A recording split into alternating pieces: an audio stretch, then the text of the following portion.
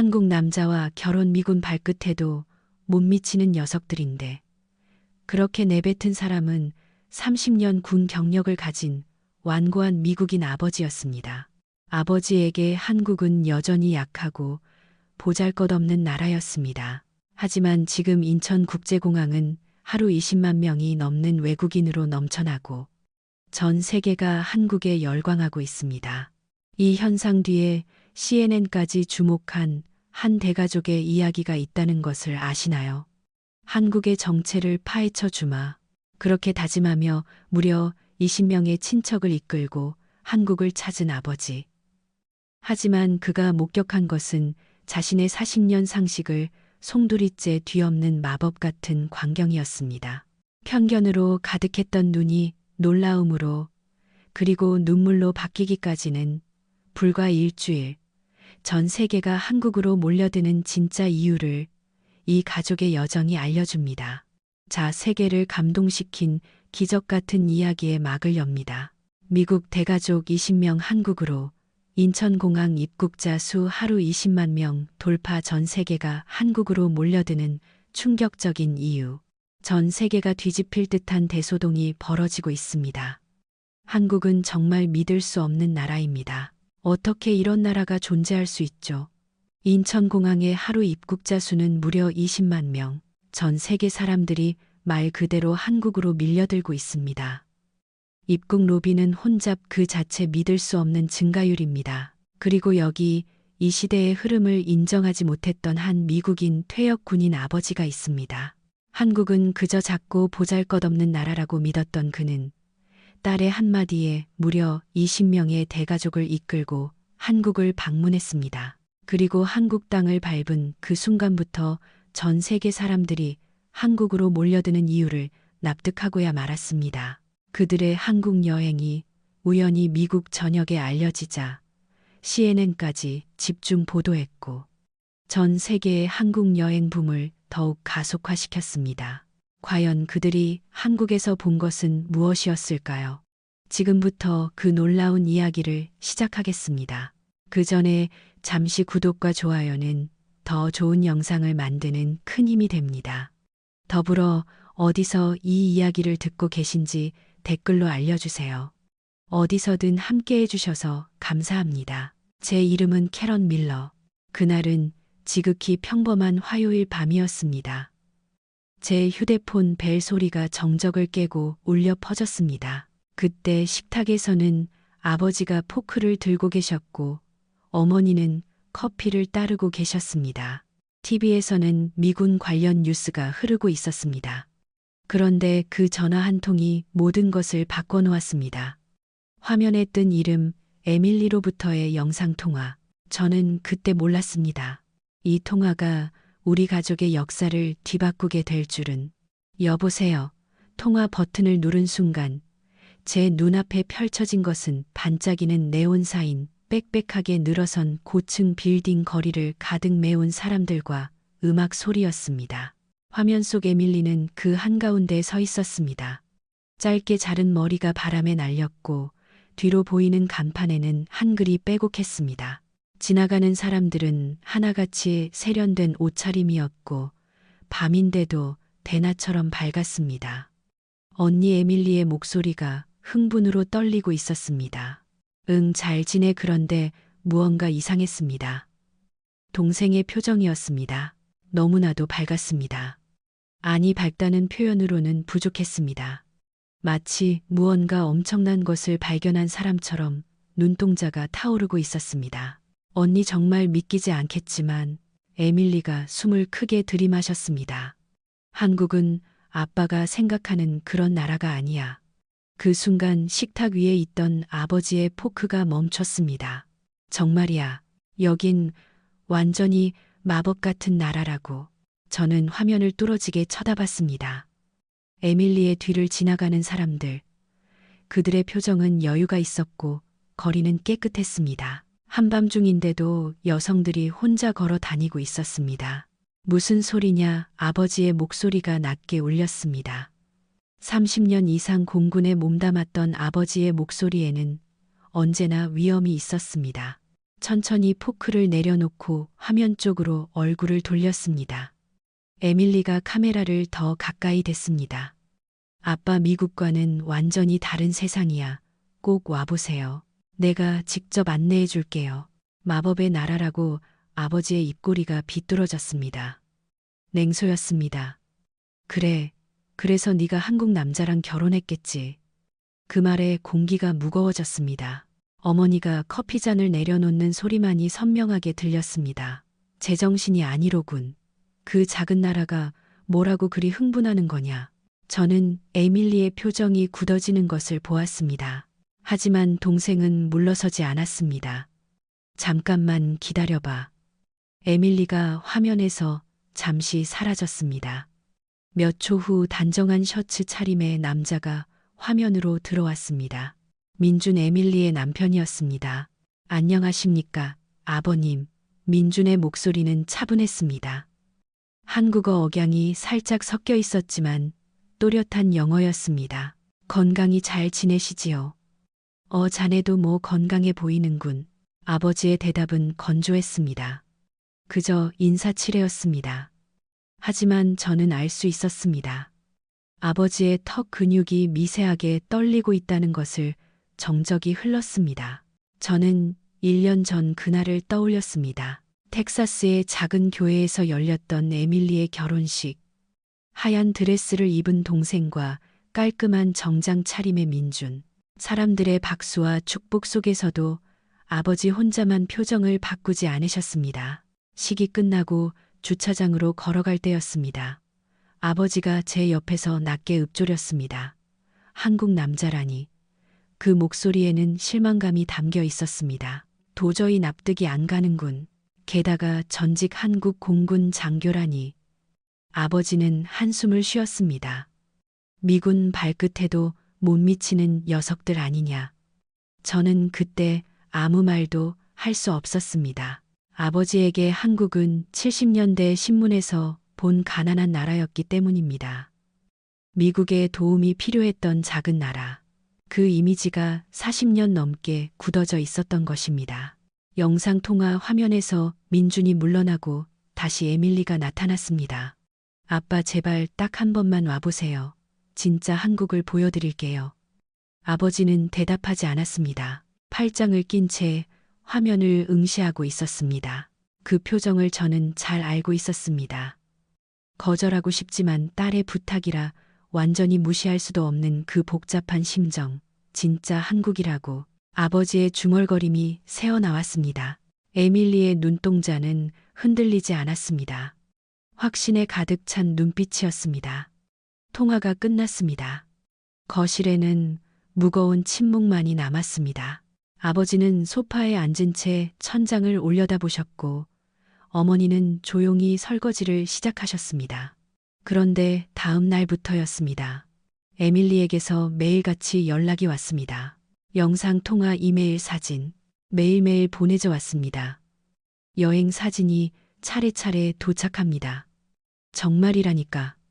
사흘째 되던 날 아버지가 식탁을 쾅 하고 내리치셨습니다.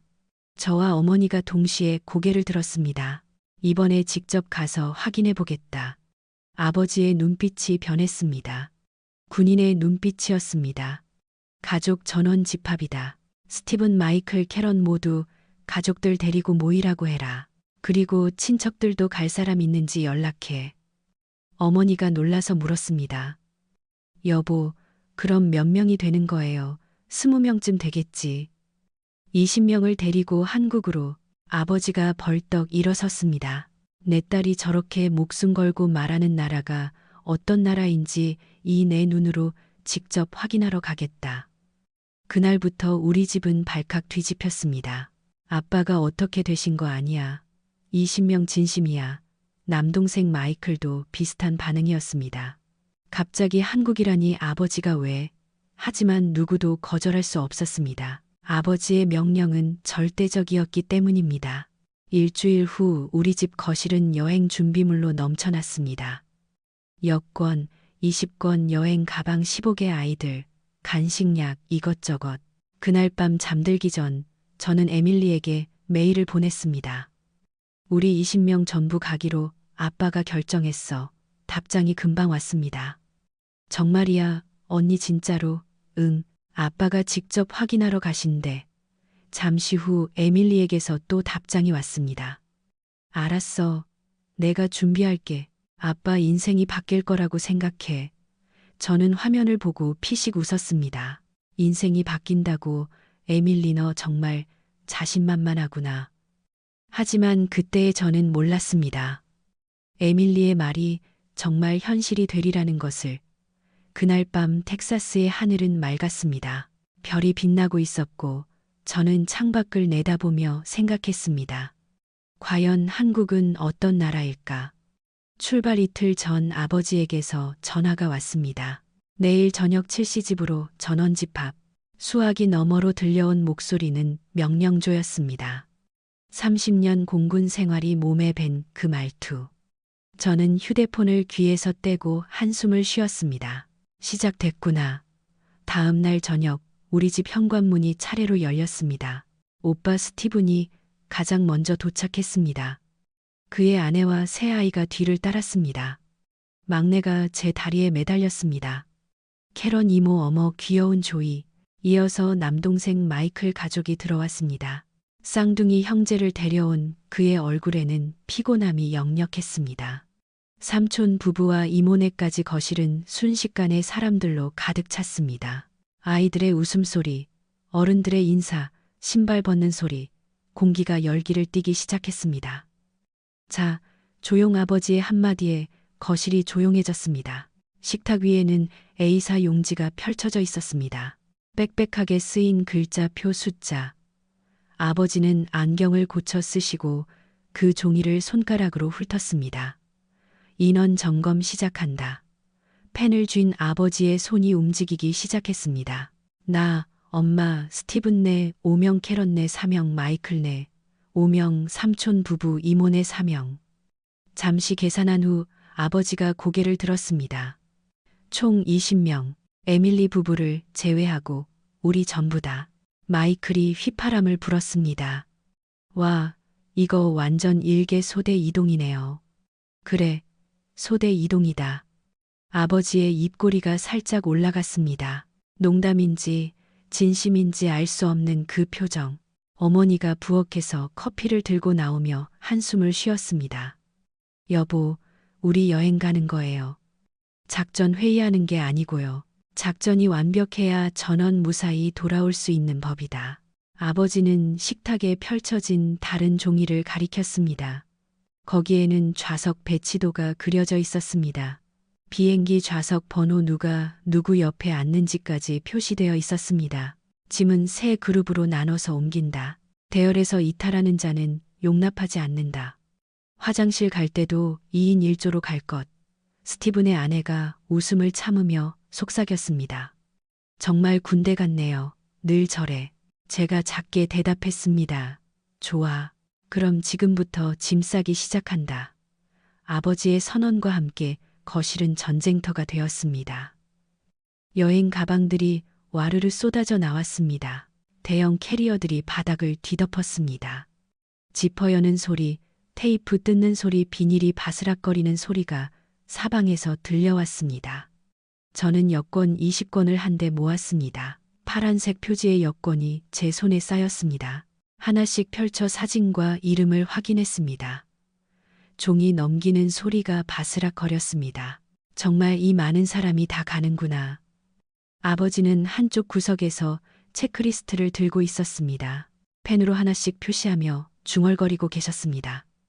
여권 확인, 비상약 준비. 거실 한가운데에는 점점 더 많은 짐이 쌓여갔습니다. 캐리어가 산처럼 높아졌고 그 사이사이에 작은 가방들이 끼어 있었습니다. 유모차 2대, 카시트 3개까지. 밤 11시가 넘어서야 겨우 짐 정리가 끝났습니다. 내일 아침 5시 기상이다. 6시에 버스가 온다. 아버지의 최종 명령이 떨어졌습니다. 전원시간 엄수, 우리는 각자의 집으로 돌아갔습니다. 그날 밤 저는 잠을 이룰 수 없었습니다. 가슴이 두근거렸습니다.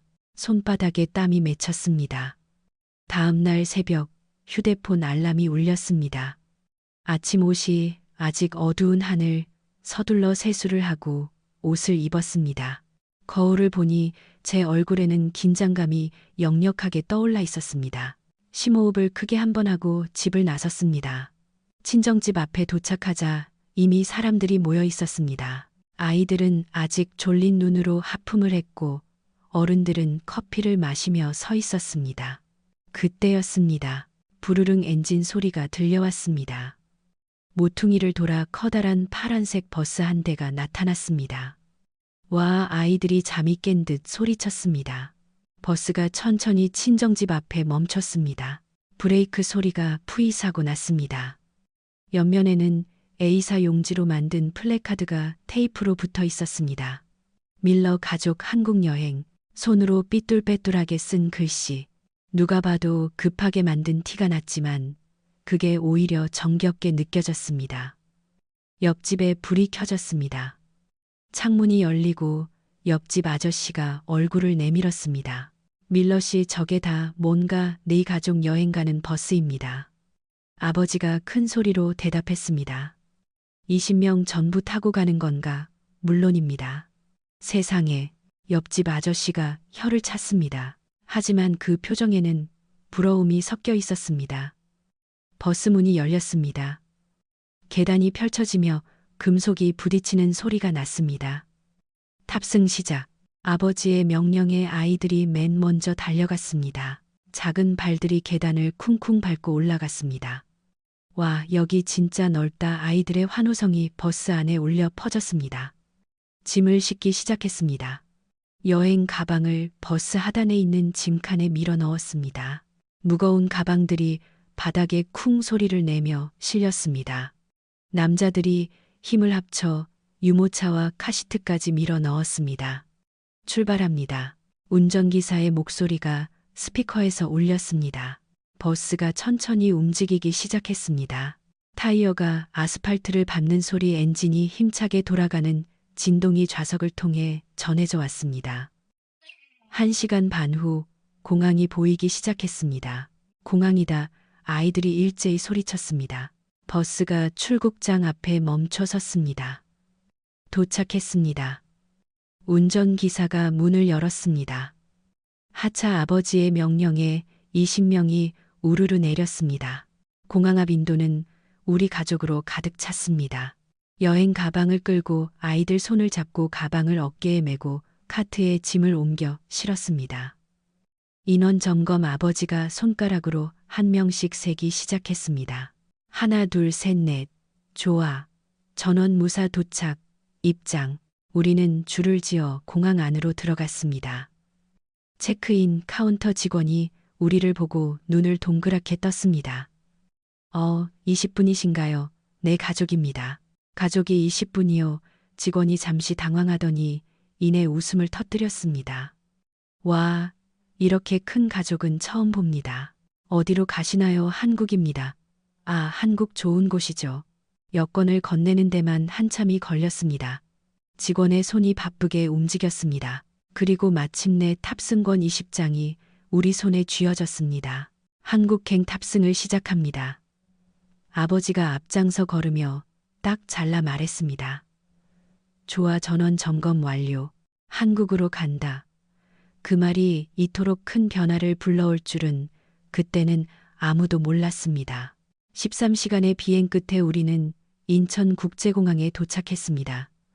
통로를 따라 걸어 공항 안으로 들어섰습니다. 입국장으로 향하는 통로 밖 유리병 너머로 공항 내부가 보였습니다. 천장이 어마어마하게 높았습니다. 거대한 조명들이 매달려 있었고 그 빛이 반짝이는 바닥에 반사되었습니다. 와, 마이클이 멈춰서서 위를 올려다봤습니다. 이게 진짜 공항이야. 완전 영화 세트장 같은데. 스티븐의 아내가 휴대폰을 꺼내 사진을 찍기 시작했습니다. 통로는 끝없이 이어졌습니다. 무빙워크를 타고 지나가는데도 한참이 걸렸습니다. 양옆으로 거대한 면세점 간판들이 보였습니다. 명품 브랜드의 로고가 빛나고 있었습니다. 저 사람들 서두르질 않는군. 아버지가 중얼거렸습니다. 정말 그랬습니다. 사람들이 수백 명 단위로 움직이는데도 아무도 밀치지 않았습니다. 줄을 서서 차례대로 걷고 있었습니다. 질서 정연했습니다. 이상하군. 이렇게 많은 사람이 있는데 아버지의 목소리에 약간의 놀라움이 섞여 있었습니다. 입국 심사장이 나타났습니다. 길게 늘어선 부스들, 그 앞에 줄지어 선 사람들, 전광판에 외국인 포리너이라는 글자가 깜빡이고 있었습니다. 우리는 한 줄로 섰습니다. 20명이 길게 이어졌습니다. 심사를 마치고 짐을 찾으러 갔습니다. 컨베이어 벨트가 돌아가며 여행 가방이 하나씩 나왔습니다. 우리 가족 짐을 찾는 데만 20분이 걸렸습니다.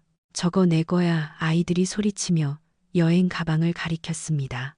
마침내 짐을 모두 찾아 카트에 산더미처럼 쌓았습니다. 그리고 입국장 출구로 향했습니다. 자동문이 조용히 열렸습니다. 그 순간이었습니다. 웰컴 투 코리아 큰 목소리가 들려왔습니다. 저는 깜짝 놀라 고개를 들었습니다. 바로 앞에 카메라 3대와 방송사 로고가 붙은 마이크를 든 리포터가 웃으며 인터뷰를 하고 있었습니다. 단정한 정장 차림의 밝은 미소. 어느 나라에서 오셨나요? 한국은 처음이신가요? 리포터가 지나가는 외국인에게 물었습니다. 그때였습니다. 우리 가족이 줄지어 나오자 주변의 시선이 일제히 우리 쪽으로 쏠렸습니다.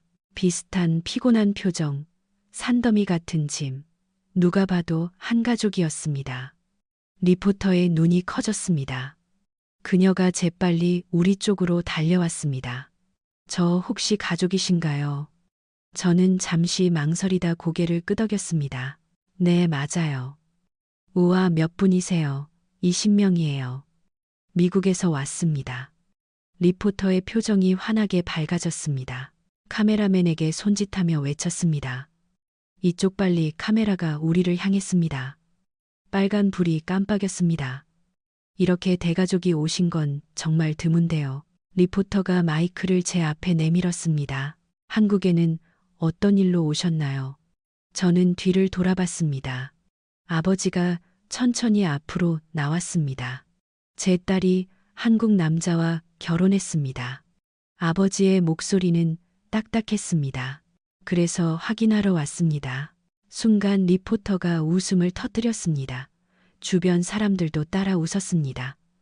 아, 사위분을 만나러 오셨군요. 네, 뭐 그렇습니다. 리포터가 카메라를 향해 말했습니다. 오늘 인천공항에 특별한 손님이 오셨습니다. 무려 20명의 미국 대가족이 사위분을 만나기 위해 한국을 방문하셨다고 합니다. 그녀가 다시 우리를 향했습니다. 가족분들 한국은 처음이신가요? 네, 처음입니다. 어머니가 대답했습니다. 기대되시나요? 네, 아주 많이요. 그때 조이가 카메라 앞으로 뛰어나왔습니다. 손을 크게 흔들며 외쳤습니다. 네, 우리 한국 왔어요. 다른 아이들도 따라 나왔습니다. 우리 뉴스에 나오는 거야. 진짜 TV에 나와. 리포터가 무릎을 굽혀 아이들과 눈높이를 맞췄습니다. 그럼 너희들 한국 뉴스에 나오는 거야.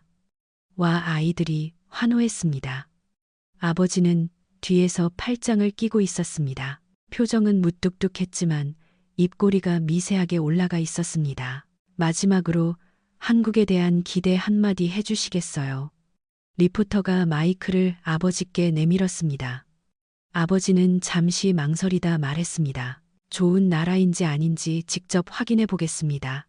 와, 그럼 즐거운 여행 되시고 한국에서 좋은 추억 많이 만드세요. 인터뷰가 끝났습니다.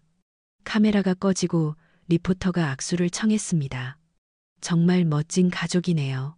행복한 시간 보내세요. 감사합니다. 우리는 천천히 출구 쪽으로 걸어갔습니다. 그런데 이상했습니다. 지나가는 사람들이 우리를 보고 웃고 있었습니다. 가족여행 오셨나 봐요. 한 중년 남성이 다가와 물었습니다. 보기 좋네요. 즐겁게 보내세요. 화목하시네요. 한 아주머니도 지나가며 말했습니다. 가족이 함께라 더 멋져요. 그 말이 몇 번이고 들려왔습니다. 억지스러운 느낌이 아니었습니다. 진심에서 우러나오는 말처럼 느껴졌습니다. 저는 마이클과 눈을 마주쳤습니다. 그도 신기하다는 표정이었습니다. 사람들이 왜 이렇게 친절하지 모르겠어. 그냥 원래 이런가 봐. 공항 밖으로 나서는 순간 시원한 바람이 얼굴을 스쳤습니다. 그리고 눈앞에 커다란 버스 한 대가 서 있었습니다. 은색 대형 버스. 앞 유리창에 A사 용지가 붙어 있었습니다. 밀레 패밀리 웰컴 투 코리아 손으로 쓴 한글과 영어. 에밀리가 준비했나 보네. 아버지는 그 플래카드를 보고 멈춰 섰습니다. 이왕 온 거 구경은 제대로 해야지. 버스 문이 열렸습니다. 밀러 가족분들이시죠. 환영합니다. 운전기사가 환하게 웃으며 인사했습니다. 짐은 제가 다 실어드릴게요. 편하게 타세요. 우리는 버스에 올라탔습니다. 좌석은 넓고 푹신했고 창문은 깨끗하게 닫혀 있었습니다. 여기에 물도 있어 와이파이도 돼. 아이들이 기뻐서 소리쳤습니다. 모두 자리에 앉았습니다. 저는 창가 자리에 앉아 밖을 내다봤습니다. 공항 건물이 밤하늘을 배경으로 솟아 있었습니다. 유리벽에 불빛이 반사되어 빛나고 있었습니다. 그때 제 휴대폰이 울렸습니다. 에밀리였습니다. 저는 서둘러 전화를 받았습니다. 언니 도착했어. 응, 이제 막 공항 나왔어. 어때 놀랐어? 응, 정말 놀랐어. 공항 불빛만 봐도 입이 안 다물어져. 그럴 줄 알았어. 여긴 완전 잠들지 않는 도시야. 지금 호텔로 가고 있지. 응, 버스 탔어. 알았어. 푹 쉬고 내일 바로 우리 집으로 와. 통화를 끊자 아버지가 돌아보며 물었습니다. 에밀리냐네. 내일 자기 집으로 오래요. 아버지가 고개를 끄덕였습니다. 한번 보자꾸나. 마법의 나라가 어떤 나라인지. 어머니가 아버지의 손을 잡으며 작게 웃었습니다. 이제 시작이네요, 여보. 버스가 출발했습니다.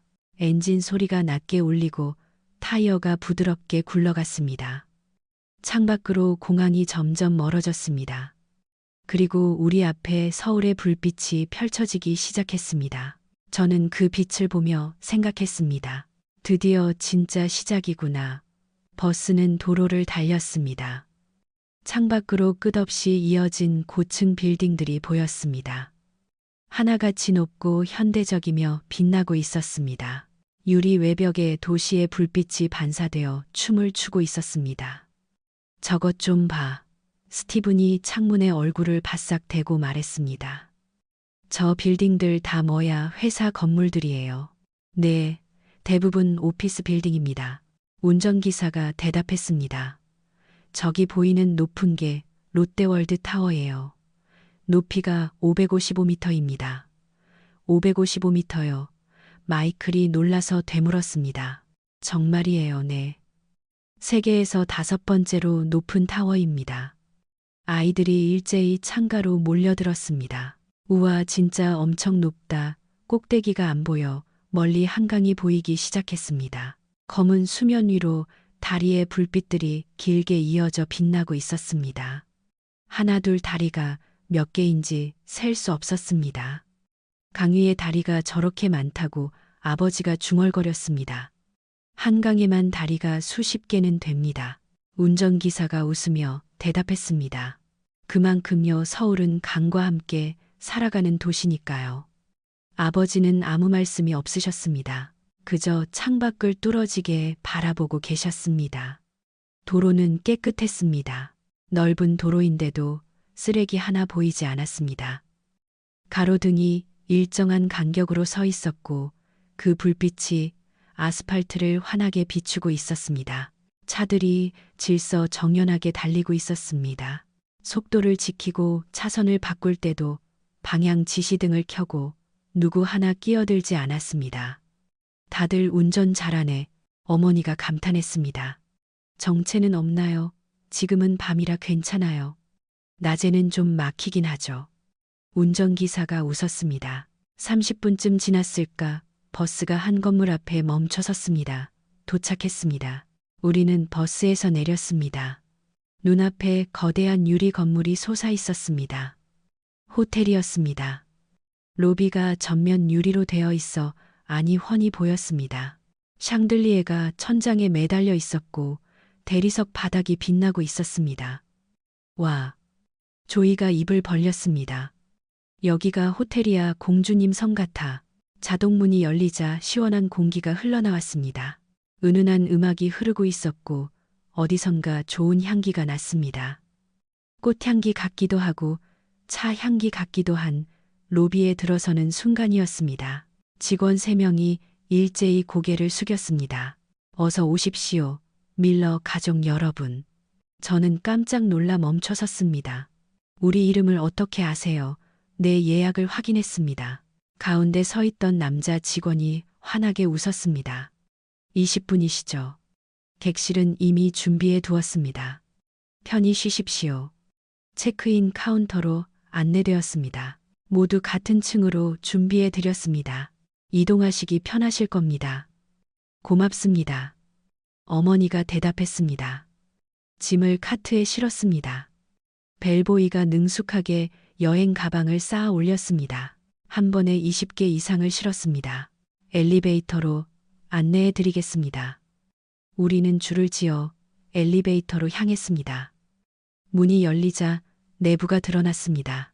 천장에는 부드러운 조명이 켜져 있었고 바닥에는 푹신한 카펫이 깔려 있었습니다. 20명이 전부 타자 조금 비좁았지만 그래도 여유가 있었습니다. 27층입니다. 버튼을 누르자 문이 닫혔습니다. 엘리베이터가 올라가는 느낌이 거의 없었습니다. 부드러웠습니다. 귀가 먹먹해지지도 않았습니다. 이거 진짜 올라가는 거야? 조이가 물었습니다. 응, 올라가고 있어. 층수가 빠르게 올라갔습니다. 띵 27층에 도착했습니다. 문이 열리자 긴 복도가 나타났습니다. 양옆으로 객실 문이 늘어서 있었고 카펫이 깔려 있었습니다. 조명은 밝았고 벽에는 그림이 걸려 있었습니다. 이쪽입니다. 벨보이가 앞장섰습니다. 각자의 방 앞에서 멈춰섰습니다.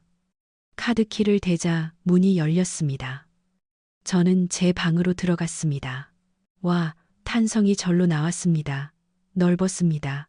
거실처럼 넓은 공간에 침대가 2개, 소파, 책상, TV까지, 창문은 바닥부터 천장까지 전면 유리였습니다.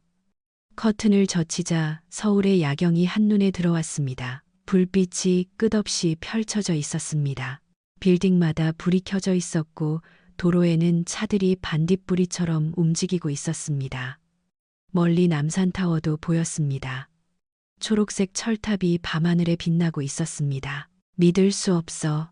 저는 유리에 이마를 대고 그 광경을 바라봤습니다. 똑똑 노크 소리가 들렸습니다. 문을 열자 가족들이 모두 모여 있었습니다. 내 방도 좀 봐. 우리 방엔 욕조가 2개나 있어. 아이들이 신나서 떠들고 있었습니다. 아버지가 천천히 복도로 나왔습니다. 창가로 걸어가 서울의 야경을 내려다 보셨습니다. 한참을 그대로 서 계시더니 중얼거렸습니다. 이 도시 생각보다 거대한데. 작다고 하셨잖아요, 아빠. 마이클이 웃으며 말했습니다. 그래, 내가 착각했나 보구나. 아버지의 목소리는 낮았습니다. 하지만 그 안에 무언가 변화가 느껴졌습니다. 인정, 그것이었습니다. 모두 방에 들어가 쉬어라. 내일 일정 빡빡하다. 각자 방으로 돌아갔습니다. 저는 침대에 누웠습니다. 매트리스가 푹신했습니다. 몸이 스르르 잠기는 느낌. 휴대폰을 꺼내 에밀리에게 문자를 보냈습니다. 호텔 도착했어. 여기 정말 굉장해. 답장이 금방 왔습니다. 그럴 줄 알았어. 내일은 더 놀랄 거야. 푹 자. 저는 휴대폰을 내려놓고 천장을 바라봤습니다. 하얀 천장, 부드러운 조명. 한국이구나. 정말 한국에 와 있구나. 그날 밤 창밖에서 서울의 불빛이 계속 빛나고 있었습니다. 밤새도록 마치 이 도시는 잠들지 않는 것처럼. 아버지도 같은 생각을 하고 계셨을까요? 창밖을 보며 자신이 알던 한국과 눈앞의 한국 사이에서 혼란스러워하고 계셨을까요? 저는 그 생각을 하며 천천히 잠에 빠져들었습니다. 내일이면 에밀리네 집에 간다. 아버지의 표정이 어떻게 변할지 저는 궁금해졌습니다. 다음 날 아침 호텔 로비에 모였습니다. 햇살이 유리를 통해 쏟아져 들어오고 있었습니다. 눈이 부셨습니다. 아이들은 벌써 들떠 있었고 어른들은 커피를 마시며 대화를 나누고 있었습니다. 오늘 에밀리네 집에 간대. 응, 아파트라고 하던데. 아파트 우리가 아는 그 아파트 글쎄 가봐야 알겠지. 그때 호텔 밖에서 경적 소리가 들렸습니다. 창밖을 보니 은색 SUV 한 대가 서 있었습니다. 문이 열리고 에밀리가 내렸습니다. 저는 달려나갔습니다. 에밀리를 꽉 껴안았습니다. 1년 만이었습니다. 동생의 어깨에서 익숙한 샴푸 향이 났습니다. 보고 싶었어. 에밀리가 뒤로 물러서며 가족들을 봤습니다. 엄마, 아빠, 어머니는 에밀리를 껴안고 눈시울을 붉혔습니다. 내 딸 건강해 보이네. 아버지는 조금 망설이다 다가왔습니다. 그래, 잘 지낸 모양이구나. 응, 아빠, 정말 잘 지냈어. 그 한마디에 공기가 조금 부드러워졌습니다. 자, 다들 차에 타. 우리 집으로 가자. 에밀리가 손짓했습니다. 우리는 다시 대절 버스에 올랐습니다. 에밀리의 차가 앞에서 길을 안내했습니다. 서울 도심을 빠져나가자 풍경이 바뀌었습니다. 빌딩 숲이 점점 낮아지고 주택 단지들이 나타났습니다. 저기가 우리 동네야. 에밀리가 창밖을 가리켰습니다. 거대한 아파트 단지가 눈에 들어왔습니다. 수십 동의 건물이 질서 정연하게 배치되어 있었습니다. 각 건물은 20층이 넘어 보였습니다. 저게 전부 아파트라고 스티븐이 놀라서 물었습니다. 응, 여기가 우리 단지야. 버스가 단지 안으로 들어섰습니다. 도로 양옆으로 나무가 심어져 있었습니다. 잔디밭도 보였고 벤치도 있었습니다. 아이들이 뛰어놀 만한 공원이 곳곳에 보였습니다. 완전 공원 같잖아. 마이클의 아내가 감탄했습니다. 여기 사람 사는 곳 맞아. 2000세대쯤 살아. 2000세대 아버지가 되물었습니다. 네, 이 단지에만요. 버스가 한 건물 앞에 멈춰 섰습니다. 에밀리가 차에서 내려 손짓했습니다. 여기야. 건물의 입구는 깨끗했습니다. 유리문이 자동으로 열리고 로비에는 소파와 우편함이 정돈되어 있었습니다. 엘리베이터를 타고 에밀리가 버튼을 눌렀습니다. 문이 열리자 우리는 나눠 타야 했습니다. 20명이 한 번에 탈 수 없었기 때문입니다. 저는 첫 번째 엘리베이터에 탔습니다. 15층 버튼이 눌렸습니다. 엘리베이터가 빠르게 올라갔습니다. 층수 표시판의 숫자가 깜빡이며 바뀌었습니다. 15층에 도착했습니다. 문이 열리자 복도가 나타났습니다.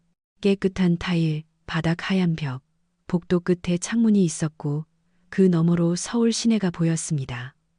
이쪽이야.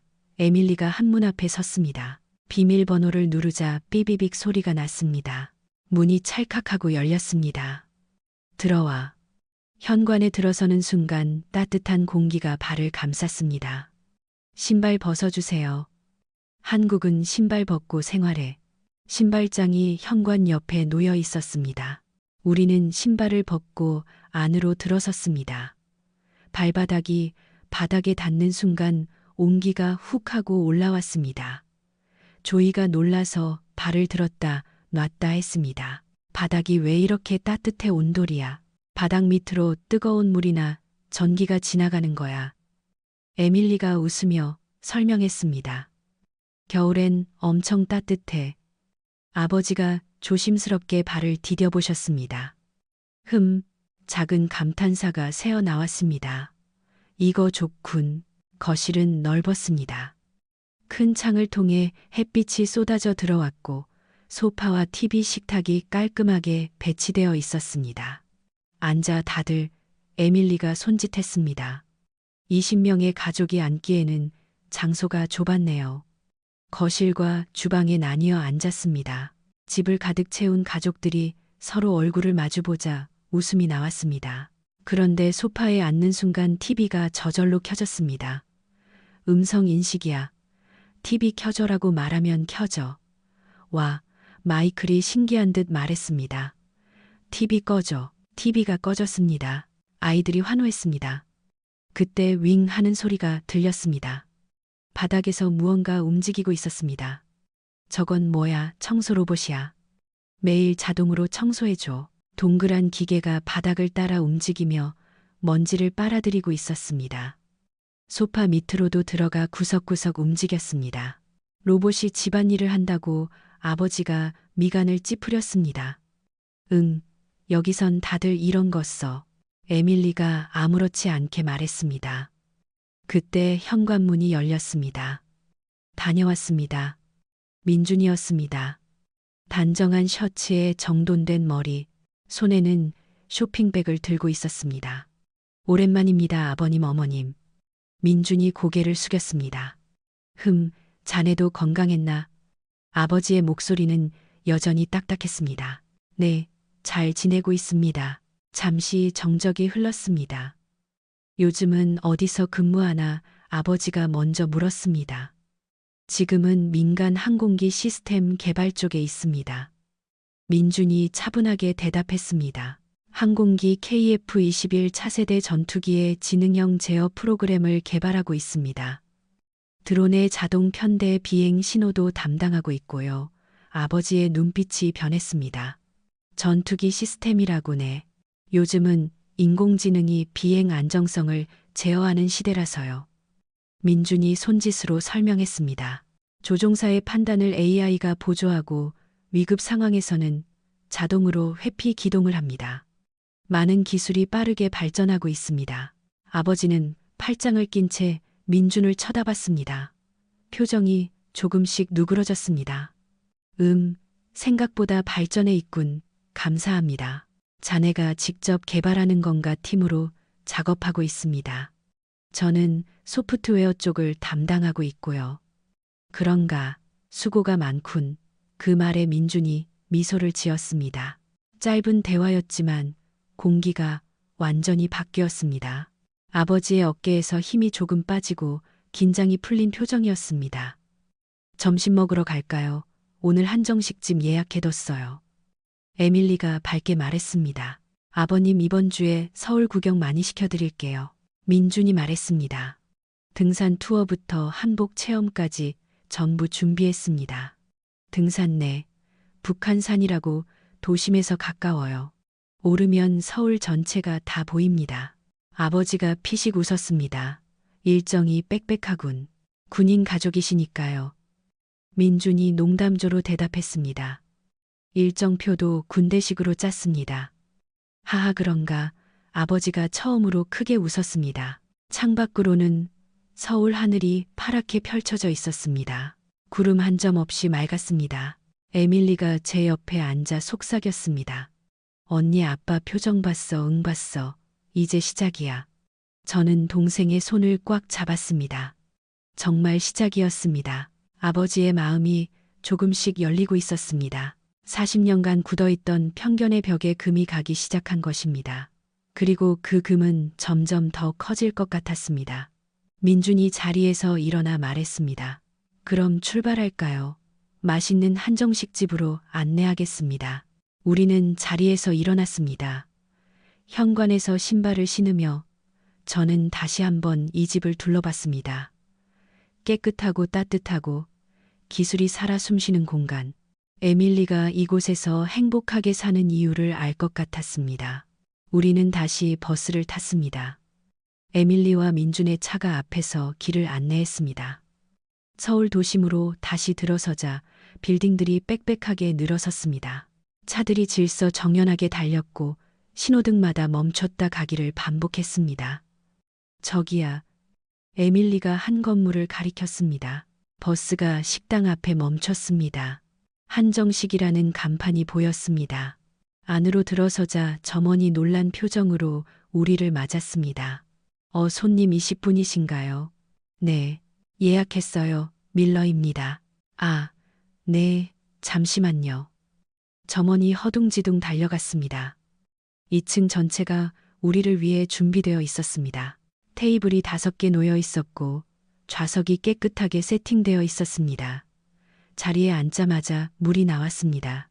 그리고 순식간에 반찬들이 차려지기 시작했습니다. 김치, 나물조림, 계란찜, 샐러드. 테이블이 금세 가득 찼습니다. 이게 다 뭐야? 조이가 눈을 동그랗게 뜨고 물었습니다. 반찬이야. 한국에선 이런 작은 반찬들이 많이 나와. 응밥이랑 국은 계속 더 달라고 할 수 있어. 와, 아이들이 환호했습니다. 곧이어 메인 요리가 나왔습니다. 불고기 갈비찜, 잡채 생선구이 전. 김이 모락모락 피어올랐고 냄새가 고소했습니다. 자 드세요. 에밀리가 수저를 나눠주었습니다. 아버지가 조심스럽게 불고기 한 점을 집었습니다. 입에 넣고 천천히 씹더니 고개를 끄덕였습니다. 맛있군. 맛있죠? 민준이 웃으며 밥을 퍼주었습니다.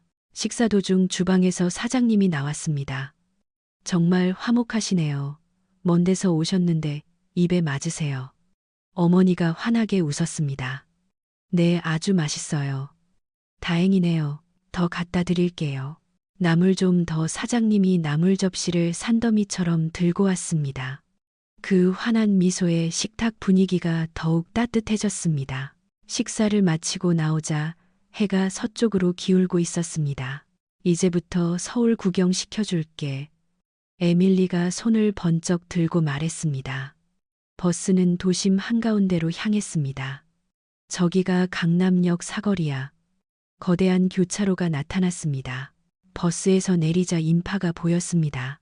신호가 바뀌자 사방에서 사람들이 일제히 걷기 시작했습니다. 여기서 안 부딪히는 게 신기한데 스티븐이 놀라서 물었습니다. 응, 다들 알아서 잘 피해 다녀. 우리는 교차로가 내려다 보이는 곳으로 갔습니다. 수백 명의 사람들이 엇갈려 지나가는 모습은 장관이었습니다. 아버지는 교차로를 뚫어지게 바라봤습니다. 저렇게 많은 사람이 있는데 고함 소리 하나 들리지 않는군. 이게 통제 없이 가능한 건가? 무슨 통제요? 제가 물었습니다. 이 인원인데 혼란스럽지 않잖아. 그러네요. 정말 질서정연해요. 정말 놀라웠습니다. 사람들은 서로 양보하며 걷고 있었습니다. 누가 시키지 않아도 다들 지키고 있는 건가? 아버지가 중얼거렸습니다. 해가 지기 시작했습니다. 다음은 인사동으로 가자. 에밀리가 손짓했습니다. 버스로 이동해 인사동에 도착했습니다. 전통적인 거리 양옆으로 가게들이 이어져 있었고 관광객들로 붐볐습니다. 우리는 천천히 거리를 걸었습니다. 향 냄새, 사람들의 웃음소리, 멀리서 들려오는 종소리. 모든 것이 평화로웠습니다. 저기 편의점 있다. 조이가 소리쳤습니다. 밝은 간판이 보였습니다. 24시간 영업하는 편의점. 들어가 볼까? 에밀리가 웃으며 물었습니다. 편의점. 응, 한국 편의점은 특별해. 문을 열고 들어서자 시원한 공기가 얼굴을 스쳤습니다. 그리고 아이들의 입이 떡 벌어졌습니다. 와, 선반마다 상품이 빽빽하게 들어차 있었습니다. 과자, 음료수, 도시락, 컵라면, 아이스크림, 삼각김밥, 빵, 샌드위치. 이게 다 편의점에 있는 거라고 조이가 선반 사이를 뛰어다녔습니다. 이것 봐. 도시락도 있어. 아이스크림 종류가 몇 개야. 이건 뭐야? 삼각김밥. 아이들이 신나서 이것저것 손에 들었습니다. 하나씩 골라봐. 이모가 사줄게. 제가 말하자 아이들이 환호했습니다. 스티븐의 아들이 냉장고 문을 열었습니다. 우유도 엄청 많아. 이건 바나나 맛 우유래. 마이클의 쌍둥이는 컵라면 코너에서 멈춰 섰습니다. 이게 다 라면이야. 응, 한국 컵라면은 유명해. 에밀리가 설명했습니다. 여기서 뜨거운 물 부어서 먹을 수도 있어. 한쪽에 정수기와 전자레인지가 있었습니다. 여기서 사서 바로 먹을 수 있다고. 물론이지. 아이들은 각자 원하는 것을 골랐습니다. 바나나 맛, 우유, 초코, 과자, 삼각김밥, 아이스크림. 계산대로 가자. 점원이 웃으며 계산을 해주었습니다. 총 10,000원입니다. 10,000원 달러로 얼마지? 대충 7달러 정도야. 이렇게 많이 샀는데 7달러? 스티븐이 놀라서 되물었습니다. 응, 여긴 물가가 착해. 밖에 나와 삼각김밥을 뜯었습니다. 이거 어떻게 먹어? 필름을 당기면 돼. 조이가 필름을 당기자 김과 밥이 나타났습니다. 우와 신기해 한 입 빼어 물자 참치 맛이 입안에 퍼졌습니다. 맛있다 아이들이 동시에 외쳤습니다. 아버지도 바나나 맛 우유를 마시고 있었습니다. 빨대를 꽂아 한 모금 마시더니 눈썹을 치켜떴습니다. 이게 우유라고 바나나 맛. 우유야. 한국 사람들이 다 좋아하는 맛. 달콤하군. 작은 웃음이 터져 나왔습니다. 밤이 깊어졌습니다. 빌딩마다 불이 켜졌습니다. 서울은 낮보다 더 화려해졌습니다. 횡단보도 앞에 섰습니다. 빨간 불, 수십 명이 기다리고 있었지만 아무도 건너지 않았습니다. 차가 한 대도 없는데도 말입니다. 신기하군. 아버지가 중얼거렸습니다. 군대에서도 신호 위반하는 녀석들은 있는데, 그러네요. 근데 이 사람들은 아니에요. 누가 보지 않아도 그냥 지키는 거야. 초록불이 켜졌습니다. 사람들이 일제히 걷기 시작했습니다. 우리도 따라 걸었습니다. 맞은편에서 할머니 한 분이 천천히 걸어오셨습니다. 지팡이를 짚고 계셨습니다. 신호가 바뀌려는 순간이었습니다. 차들이 기다려 주었습니다. 경적도 울리지 않았습니다. 할머니가 완전히 다 건널 때까지 조용히 기다려 주었습니다. 할머니가 다 건너자 차들이 천천히 출발했습니다. 아버지가 그 광경을 지켜보고 있었습니다. 질서와 배려가 동시에 존재하고 있군. 밤 10시 호텔로 돌아왔습니다. 오늘 하루 어땠어? 에밀리가 물었습니다. 좋았다. 아버지가 짧게 대답했습니다. 이 나라 생각했던 것과 많이 다르군. 질서와 자유가 공존하는 나라. 이건 좀처럼 보기 힘든 조합이야. 에밀리가 제 손을 꽉 잡았습니다. 눈빛으로 말하는 것 같았습니다. 봤지, 아빠가 변하고 있어. 저도 고개를 끄덕였습니다. 호텔 방으로 돌아와 침대에 누웠습니다. 휴대폰을 꺼내 사진을 봤습니다. 교차로 인사동 편의점에서 웃고 있는 아이들. 그리고 마지막 사진. 아버지가 바나나 맛 우유를 들고 있는 사진. 그 얼굴에는 처음 보는 표정이 있었습니다. 편안함. 저는 그 사진을 한참 동안 바라봤습니다. 그리고 조용히 중얼거렸습니다. 이제부터가 진짜 시작이구나. 다음 날 아침 에밀리의 전화가 왔습니다. 언니 준비됐어. 오늘은 특별한 날이야. 뭔데 한복 입는 날. 전화를 끊고 가족들에게 알렸습니다. 아이들은 환호했지만 어른들은 미간을 찌푸렸습니다. 아버지는 특히 그랬습니다. 한복, 그게 뭐냐? 한국 전통 의상이래요. 내가 그걸 입는다고 네 아빠. 에밀리가 준비했대요. 아버지는 한숨을 쉬었지만 거절은 하지 않으셨습니다. 호텔 로비에서 에밀리를 만났습니다. 한복집 예약했어. 어서 가자. 좋아. 근처 한복 대여점으로 갔습니다.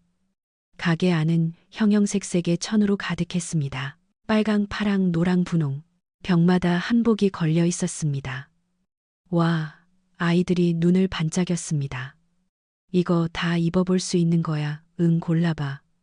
점원들이 우리를 맞았습니다. 한 명씩 붙어 사이즈를 재고 어울리는 색을 골라주었습니다. 조이에게는 연분홍색 어린이 한복이, 남자 아이들에게는 파란색 쾌자가 주어졌습니다. 이모나 공주님 같아 조이가 빙글빙글 돌았습니다. 치마 자락이 너울거리며 퍼졌습니다.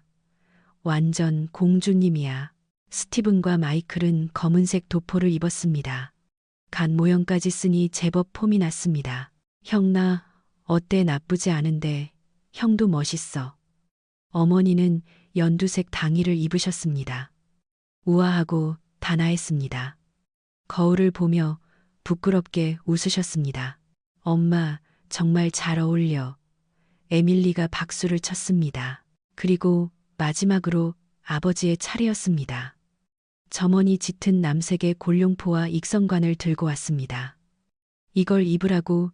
네, 한번 입어보세요. 탈의실에서 나온 아버지. 순간 모두가 입을 다물었습니다.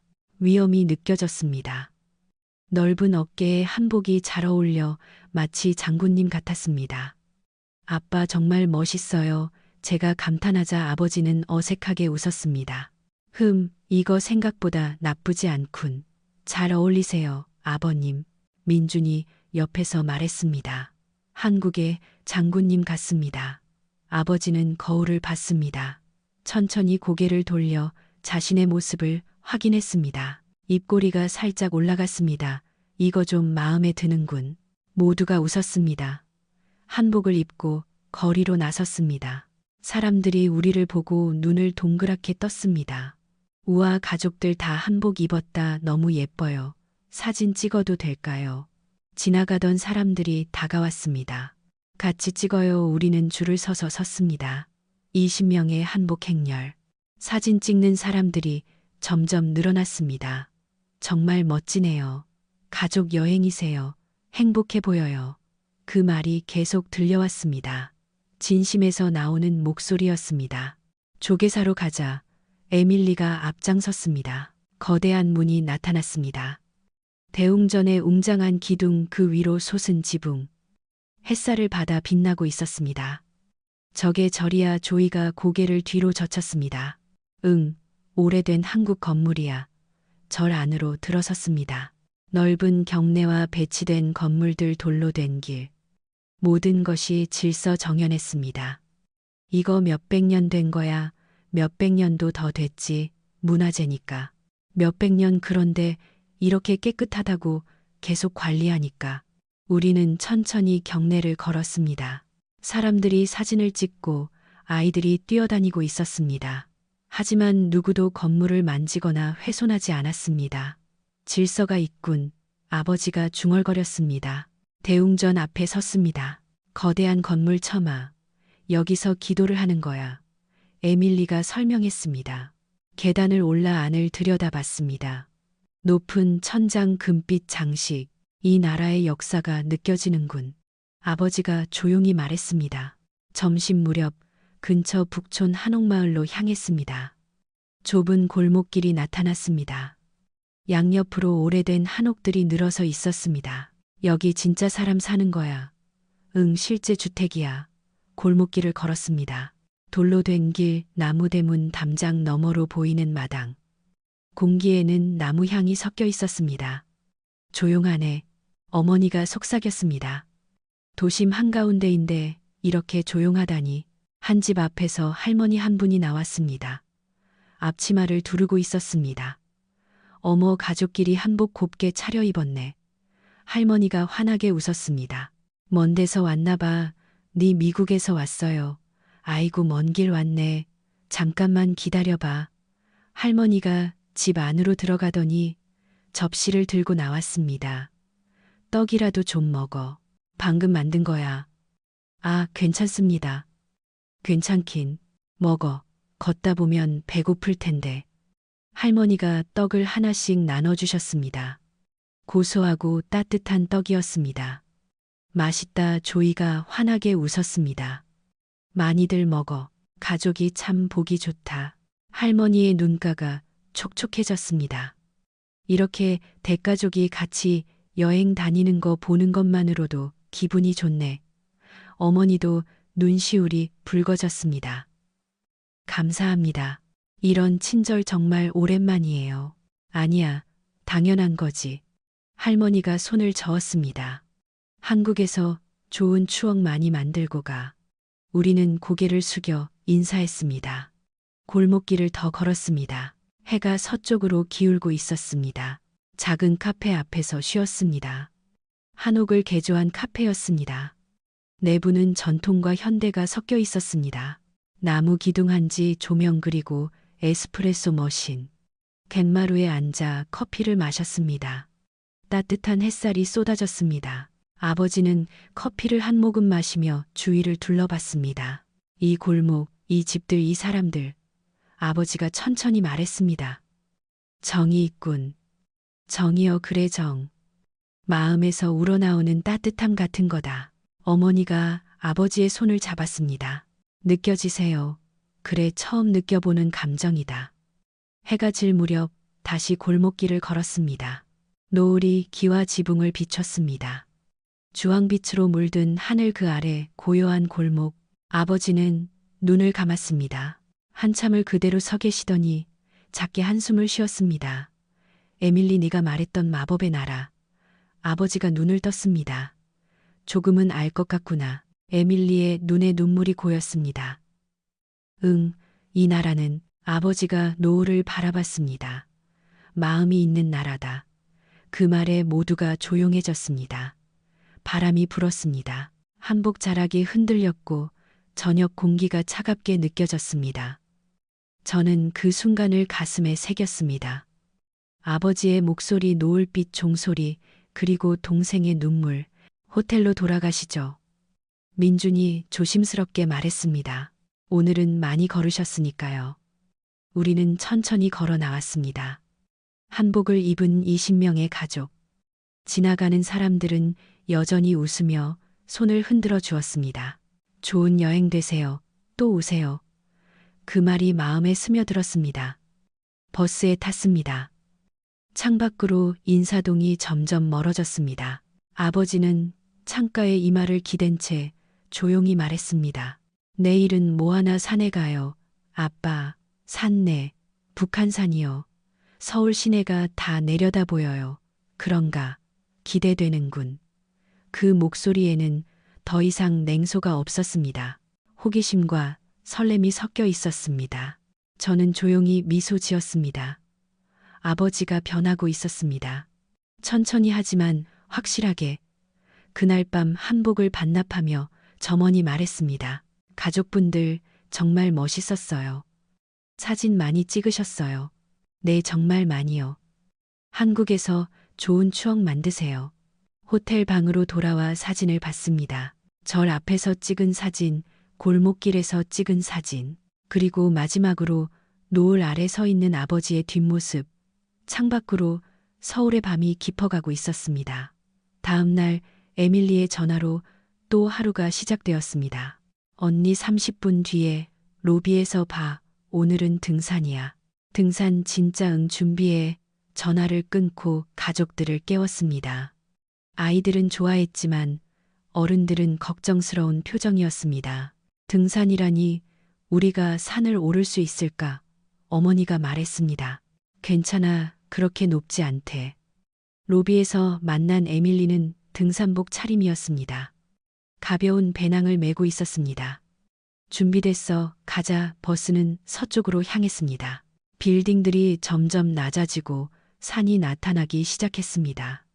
에밀리가 손가락으로 가리킨 곳에 푸른 산이 솟아 있었습니다. 저게 북한산이야. 도시 바로 옆에 저런 산이 있다고 스티븐이 놀라서 물었습니다. 응, 서울엔 자연도 많아. 아버지가 창밖을 뚫어지게 봤습니다. 자연을 남겨둔 도시라 효율적이군. 버스가 등산로 입구에 멈춰 섰습니다. 내리자마자 시원한 공기가 얼굴을 스쳤습니다. 나무 향기, 흙냄새, 도시와는 완전히 다른 공기였습니다. 와, 공기 진짜 좋다. 조이가 심호흡을 했습니다. 등산로 입구에는 이미 사람들이 있었습니다. 중년 부부, 할머니들, 젊은 커플, 각자 지팡이를 짚거나 물통을 들고 있었습니다. 우리가 줄을 지어 들어서자 사람들이 돌아봤습니다. 어머, 가족 여행 오셨나 봐요. 한 아주머니가 다가왔습니다. 네, 미국에서 왔어요. 세상에 대단하시네. 20명이나 조심히 다녀오세요. 그 말에 아이들이 환하게 웃었습니다. 자, 출발. 민준이 앞장섰습니다. 길은 처음에는 완만했습니다. 넓은 흙길 양옆이 우거져 있었습니다. 햇빛이 나뭇잎 사이로 쏟아져 내렸습니다. 걸을 만한데 마이클이 가볍게 걸으며 말했습니다. 하지만 10분쯤 지나자 경사가 가팔라졌습니다. 계단이 나타났습니다.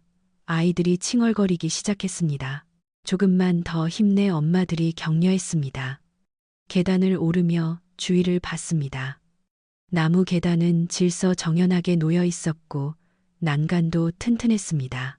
쓰레기는 하나도 보이지 않았습니다. 이 산 누가 관리하는 거야? 제가 민준에게 물었습니다. 시민 자원봉사자들이요. 자원봉사자네. 주말마다 모여서 산을 가꿔요. 쓰레기 줍고 계단 고치고. 명령도 아닌데 아버지가 뒤에서 물었습니다. 네, 자발적으로요. 그냥 산을 사랑하니까요. 아버지는 잠시 멈춰 섰습니다. 난간을 만져보며 중얼거렸습니다. 명령이 아닌 자발적인 행동이라 좋은 의미로 미쳤군. 그렇죠. 민준이 웃으며 말했습니다. 네, 좋은 의미로 미쳤어요. 저기 봐 조이가 아래를 가리켰습니다. 나뭇잎 사이로 서울이 보이기 시작했습니다.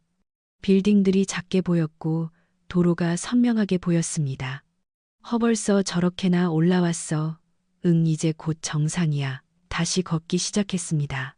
그리고 마침내 정상에 올랐습니다. 와, 모두가 동시에 감탄했습니다. 서울이 한눈에 들어왔습니다.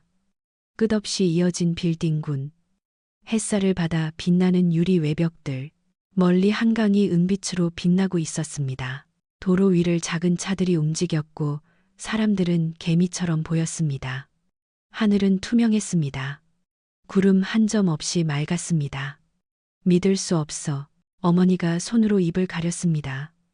이게 전부 도시라고. 응, 서울이야. 바람이 불었습니다. 시원한 바람이 땀을 식혀주었습니다. 아버지는 바위 위에 섰습니다. 한참 동안 말없이 서울을 내려다봤습니다. 아빠, 에밀리가 다가왔습니다. 저기 보인다. 에밀리가 한쪽을 가리켰습니다.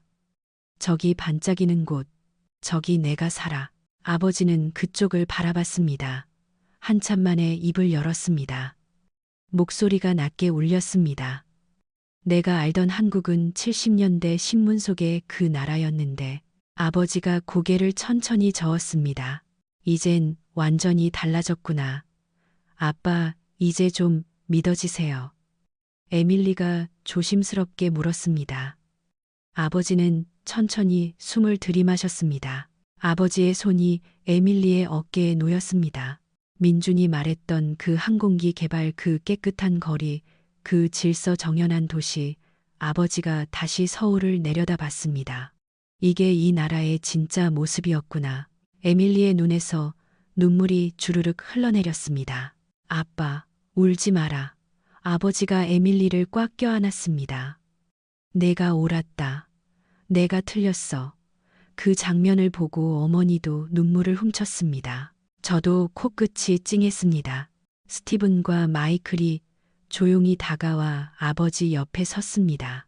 바람이 다시 불었습니다. 세차게 아버지의 모자가 날아갈 뻔했지만 재빨리 잡았습니다. 여기서 사진 찍어요. 민준이 카메라를 꺼냈습니다. 우리는 정상 바위 위에 모였습니다. 20명이 빽빽하게 섰습니다. 자치즈 찰칵, 서울을 배경으로 한 가족 사진. 그 사진 속 아버지의 얼굴에는 처음 보는 표정이 있었습니다. 평온, 인정, 그리고 미소. 내려갈까요? 민준이 물었습니다. 그래, 가자. 내려오는 길은 훨씬 가벼웠습니다. 발걸음이 경쾌했습니다. 아이들이 노래를 불렀고 어른들도 따라 불렀습니다. 등산로 입구에 도착했을 때 해가 서쪽으로 기울고 있었습니다. 모두 수고하셨습니다. 민준이 박수를 쳤습니다. 우리도 따라 박수를 쳤습니다. 오늘 정말 좋았다. 아버지가 말했습니다. 오랜만에 이렇게 상쾌한 기분이야. 저녁은 한강 근처에서 먹자. 에밀리가 말했습니다. 치킨 먹으러 가자. 버스에 탔습니다. 창밖으로 북한산이 점점 멀어졌습니다. 저는 그 산을 보며 생각했습니다. 오늘 아버지가 정말 변했다. 40년간 쌓였던 편견이 무너진 날, 서울을 내려다보며 진실을 본 날. 오늘은 그런 날이었다. 버스 안은 조용했습니다. 모두 피곤했지만 행복한 표정이었습니다. 아버지는 창가에 기대 눈을 감고 있었습니다. 그 얼굴에는 평화가 깃들어 있었습니다. 버스는 계속 동쪽으로 달렸습니다. 창밖으로 노을이 지고 있었습니다. 주황빛 하늘이 빌딩 유리에 반사되어 도시 전체가 불타는 것처럼 보였습니다. 저기가 한강이야. 에밀리가 앞쪽을 가리켰습니다. 넓은 강이 나타났습니다. 다리들이 길게 걸려 있었고 강변을 따라 산책로가 끝없이 이어져 있었습니다. 완전 커조이가 소리쳤습니다. 버스가 한강공원 근처에 멈췄습니다. 내리자마자 강바람이 얼굴을 스쳤습니다. 시원했습니다. 땀이 식고 온몸이 상쾌해졌습니다. 와, 눈앞에 펼쳐진 광경에 모두가 입을 벌렸습니다. 수많은 사람이 강변에 앉아 있었습니다. 돗자리를 펴고 음식을 펼쳐놓고 웃으며 대화를 나누고 있었습니다.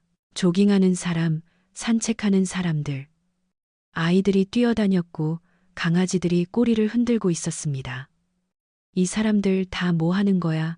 마이클이 놀라서 물었습니다. 그냥 쉬는 거야. 강변에서. 매일 거의 매일. 특히 저녁엔 더 많아. 민준이 큰 봉투를 들고 왔습니다. 치킨과 닭꼬치를 사왔습니다. 치킨네. 한국식 프라이드 치킨 같은 거예요. 상자를 열자 고소한 냄새가 훅 하고 퍼졌습니다. 바삭하게 튀겨진 치킨 양념이 발린 닭꼬치. 우와, 엄청 맛있겠다. 아이들이 눈을 반짝였습니다. 돗자리를 펴고 모두 둘러앉았습니다. 20명이 동그랗게 앉으니 꽤 컸네요. 치킨 상자가 펼쳐지고 음료수 캔이 돌아갔습니다. 자, 먹어라. 아버지가 조심스럽게 치킨 한 조각을 집었습니다. 한입 베어 물자 눈썹이 올라갔습니다.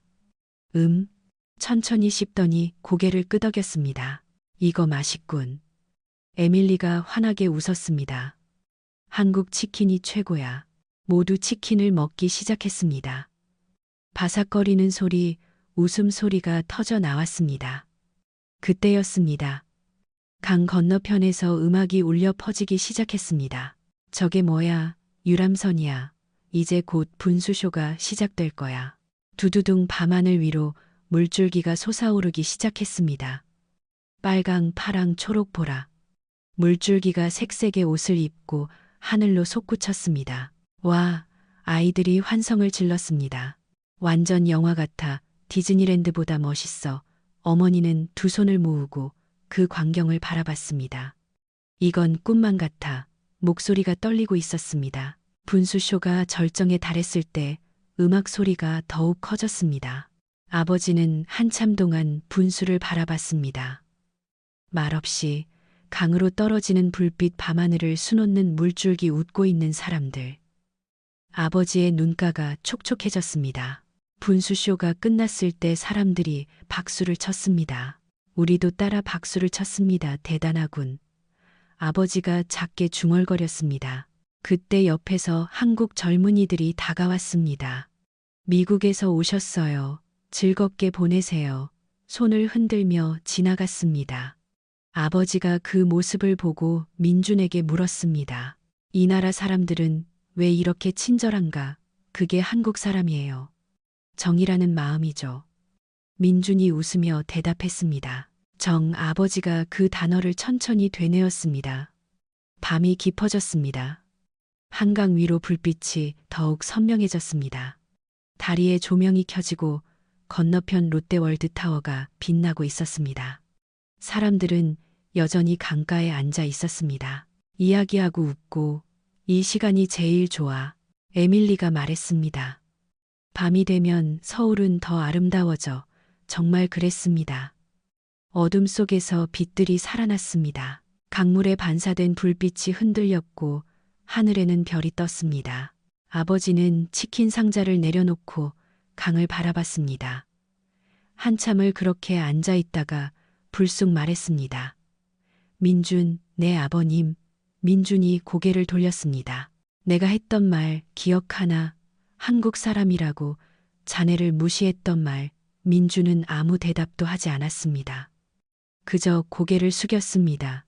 미안했다. 그 한마디에 공기가 태섰습니다.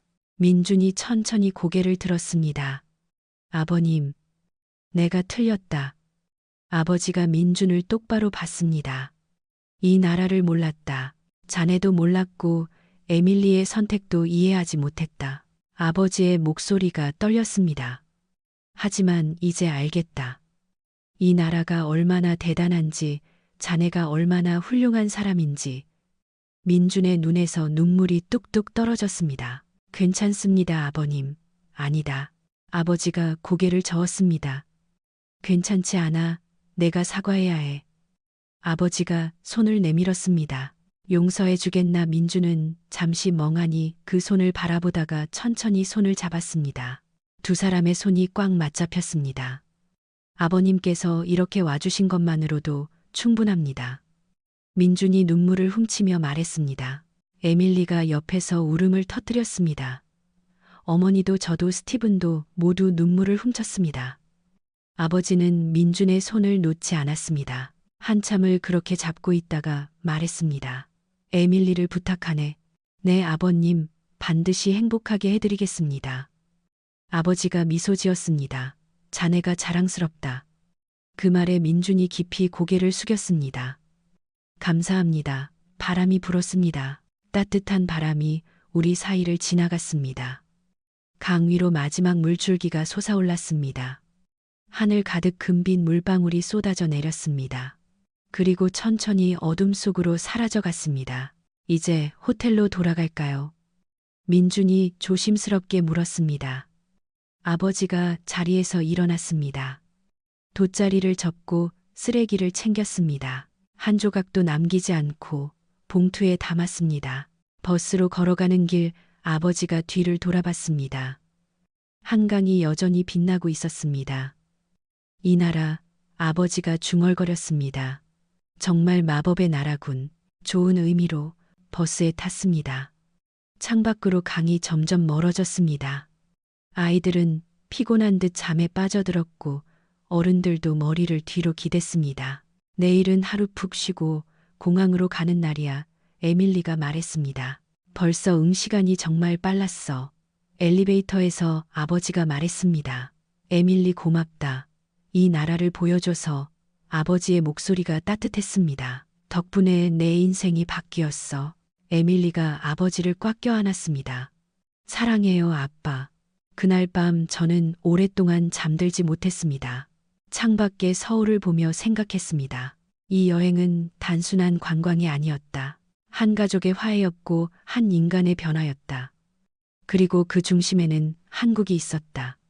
이 놀라운 나라가 일주일이 지났습니다. 텍사스로 돌아온 우리는 각자의 일상으로 돌아갔습니다. 하지만 무언가 달라져 있었습니다. 한국에서의 기억이 여전히 생생했습니다. 그러던 어느 아침이었습니다. 커피를 마시며 아침을 먹고 있는데 어머니가 거실에서 소리쳤습니다. 여보, 캐런, 이것 좀 봐. 저는 컵을 내려놓고 달려갔습니다. 어머니가 휴대폰을 들고 있었습니다. 화면에는 영상이 재생되고 있었습니다. 이게 뭐야? 에밀리가 보냈어. 우리 가족 나온 뉴스래. 화면을 보는 순간 숨이 뺏었습니다. 인천공항이 비치고 있었습니다.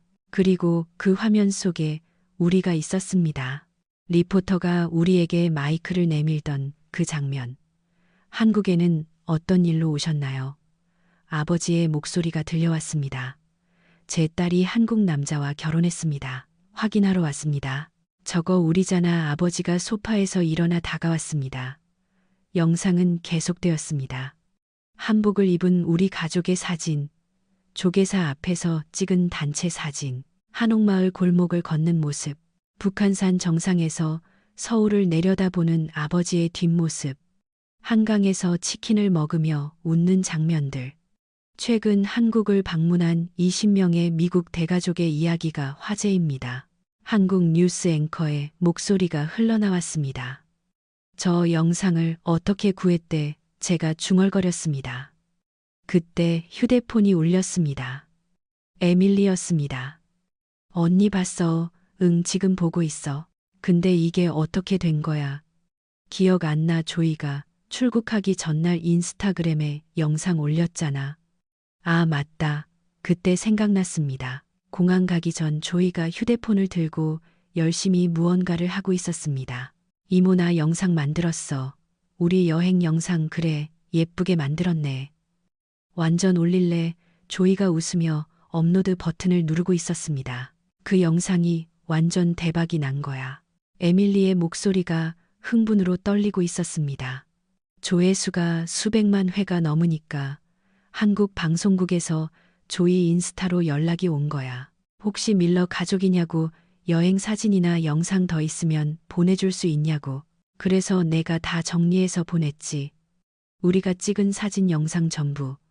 그게 뉴스가 된 거야, 응. 어제 저녁 메인 뉴스에 나왔어. 한국에서 난리야.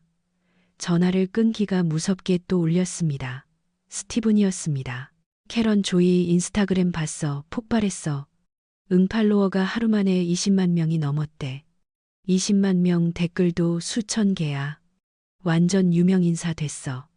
전화가 쉴 새 없이 왔습니다. 마이클 삼촌 이모 모두 같은 영상을 보고 연락해 왔습니다. 저는 조이의 인스타그램을 찾아 들어갔습니다. 영상이 올라와 있었습니다. 우리 가족 20명이 한국에서 경험한 마법의 일주일 댓글창을 열었습니다. 이 가족 너무 귀여워요. 공항에서 인터뷰했던 그 가족이네. 할아버지 표정 변화 봐. 처음엔 무뚝뚝했는데 마지막엔 완전 웃음꽃. 영어 댓글도 많았습니다. This family is so heartwarming. The grandpa is so lovely. I must go to Korea. Best family ever. 그때 다시 에밀리에게서 한 유튜브 영상 링크가 왔습니다. 한국 방송국 채널이 나타났습니다. 뉴스를 재편집해서 올린 것이었습니다. 20인 미국 대가족이 본 한국의 진짜 모습. 조회수 3천만 회. 아버지가 믿을 수 없다는 표정으로 물었습니다. 3천만 명이 봤다고 댓글 창을 열었습니다. 한국어, 영어, 스페인어, 프랑스어, 온갖 언어의 댓글이 넘쳐났습니다. 할아버지의 표정 변화가 정말 리얼합니다. 이 가족 덕분에 한국 여행 예약했습니다.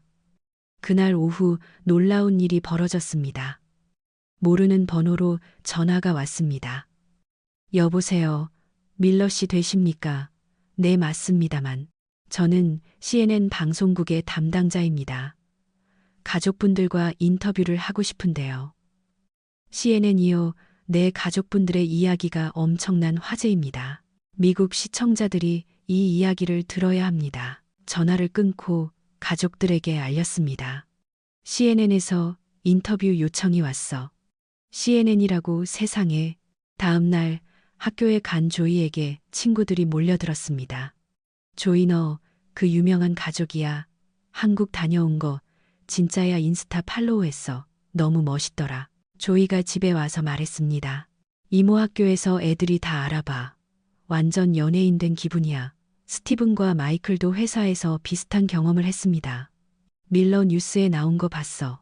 자네 아버지 멋지시더라. 한국이 정말 그렇게 좋아. 동네에서 우리 가족은 유명 인사가 되었습니다. 일주일 후 CNN 스튜디오. 우리 가족은 촬영 현장에 앉아 있었습니다. 기자가 환하게 웃으며 말했습니다. 밀러 가족 여러분 환영합니다. 여러분의 이야기가 수천만 명을 감동시켰습니다. 카메라에 불이 들어왔습니다. 밀러 씨의 한국에 대한 생각을 바꾸게 된 계기가 무엇이었습니까? 아버지가 마이크를 잡았습니다. 저는 평생을 군인으로 살아왔습니다.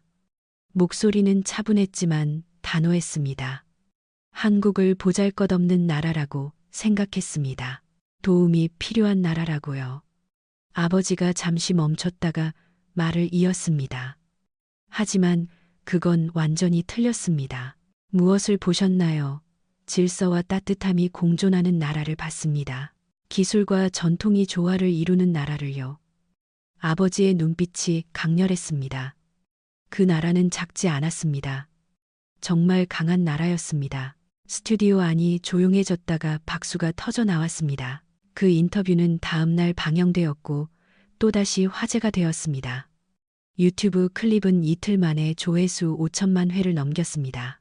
밀러 가족의 따뜻한 한국 여행기, 할아버지의 변화 수천만 명을 감동시키다. 이 가족의 한국 여행이 화제가 된 이유. 한 가족이 만들어낸 한국 여행 붐, 항공권 매진 행렬, 기사, 제목들이 쏟아졌습니다. 저는 그 모든 것을 보며 깨달았습니다. 이건 단순한 가족 여행이 아니었다.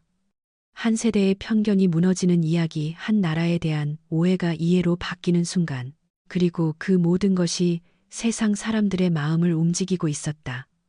그날 밤 에밀리에게서 메일이 왔습니다. 언니 한국 사람들이 엄청 좋아해. 다들 밀러 가족 이야기하고 있어. 아빠가 한국을 이해해 준 게 너무 기쁘대. 저는 가만히 미소 지었습니다. 그리고 창밖을 내다봤습니다.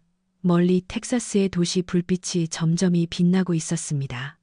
그 빛을 보고 있으니 왠지 서울의 한강이 떠올랐습니다. 그 나라에선 지금도 여전히 수많은 사람이 서로에게 미소 짓고 있겠지. 문득 그런 생각이 들었습니다. 그 나라의 공항에는 오늘도 수십만 명이 들어오고 있겠지요. 우리처럼 설레면서, 우리처럼 기대하면서, 우리처럼 놀라게 되겠지요. 거실로 돌아오자 TV가 아직 켜져 있었습니다. 뉴스가 흐르고 있었습니다. 인천국제공항 오늘 하루 입국자 수 20만 명을 돌파했습니다. 역대 최고 기록입니다. 화면에는 인천공항의 활기찬 모습이 나오고 있었습니다. 수많은 사람이 입국 로비를 빠져나가고 있었습니다. 저는 미소 지었습니다. 그리고 조용히 중얼거렸습니다. 그래, 이건 끝이 아니야. 세계는 지금 한국이라는 나라와 사랑에 빠지고 있어. 여기까지 밀러 가족의 이야기 어떠셨나요? 평생 한국을 보잘것없는 나라라고 생각했던 퇴역 군인 아버지가 딸의 초대로 한국에 온 뒤 40년의 편견을 깨고 그 솔직한 여정이 전 세계에 큰 감동을 주었습니다. 앞으로도 세계가 놀라는 우리나라의 감동 스토리를 전해드리겠습니다. 구독과 좋아요 버튼 눌러주시고 댓글로 여러분의 생각도 들려주세요. 감동 한 스푼이었습니다.